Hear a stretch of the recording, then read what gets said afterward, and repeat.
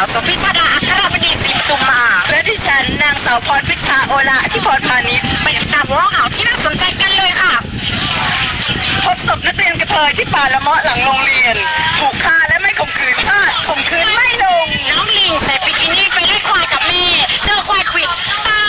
ยเกิดเหตุสลดปลาดุกสามัคคีกันตายคาดจมน้ำตาย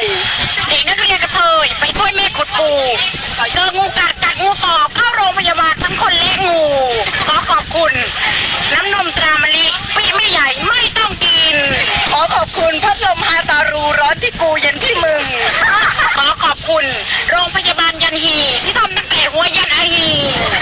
ขอขอบคุณครีมตาซิตี้ใช้ง่ายใช้ดีไม่มีออยขอขอบคุณพัดลมฮาตารูนร้อนที่กูเย็นที่มึง